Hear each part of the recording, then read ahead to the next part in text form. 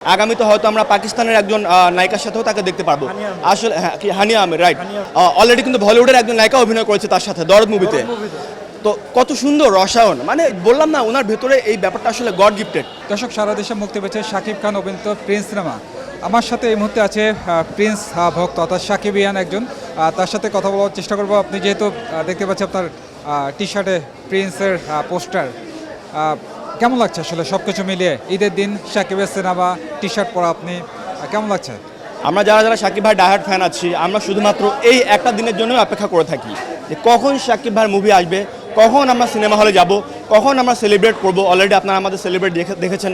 কখন আমরা বড় পর্দায় সাকিব ভাইকে মানে তার এন্ট্রিটা দেখব, কখন হাততালি দিব, কখন সিটি দিব।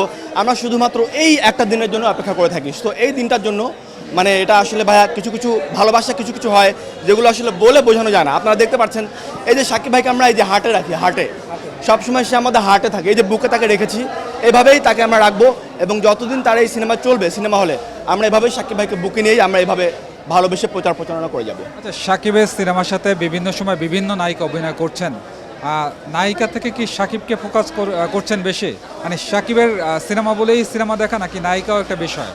আচ্ছা, এইটা ভাই আপনি অনেক সুন্দর একটা প্রশ্ন করেছেন। দেখেন, সাকিব ভাইয়ের পাশে যে নতুন নায়িকাগুলো আসে, এই যে জ্যোতির্ময় কুণ্ডু যে কলকাতার যে নায়িকাটা, মানে এত সুন্দর লাগছে দুজনকে। কিন্তু আপনি আলটিমেটলি আপনি ইউটিউবে যে আমি কমেন্টগুলো গতকালকে রাতে চেক করেছি, সবাই বলছে যে সাকিব ভাই এতটা হ্যান্ডসাম, এতটা সুন্দর, উনার গ্ল্যামারের কারণে, মানে সাকিব ভাইয়ের এই সুদর্শন গ্ল্যামার হ্যান্ডসামের কারণে নায়িকাদের যে গ্ল্যামারগুলো থাকে এই জিনিসটাই চাপা পড়ে যায়। কিন্তু দেখুন, সাকিব ভাই যে কোনো নায়িকা হোক সেটা বাংলাদেশ, হোক সেটা কলকাতা, উনি এত সুন্দরভাবে জিনিসটা ম্যাচ করে ফেলে, এত সুন্দর, মানে তাদের যে রসায়নটা এত সুন্দর লাগে, দর্শক সেটাকে উপভোগ করে। কিন্তু দর্শক লাস্টে সাকিব ভাইকে মার্কটা বেশি দেয় যে সাকিব ভাই সৌন্দর্যের কারণে নায়িকাদের এই গ্ল্যামারগুলো চাপা পড়ে যাচ্ছে।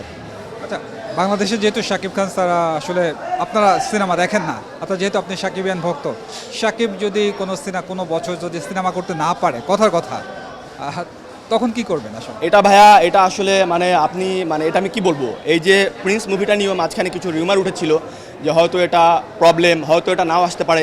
এই জিনিসগুলো দেখে ভাইয়া আপনি বিলিভ মি, আমি এতটা ইমোশনাল হয়ে গিয়েছিলাম, কান্নাটা জাস্ট আমি কন্ট্রোল করে রেখেছিলাম। মানে ঈদে সাকিব ভাইয়ের মুভি ছাড়া আমরা এটা কল্পনাই করতে পারি না, এবং এরকমটা আল্লাহ না করুক, আমরা দেখতে চাই না ভাই এরকম কোনো কিছু যে ঈদে যে সাকিব ভাই সিনেমাতে আসবে না বা সিনেমাতে আর আসবে না, এরকম কোনো কিছু আমরা স্বপ্নেও ভাবতে চাই না।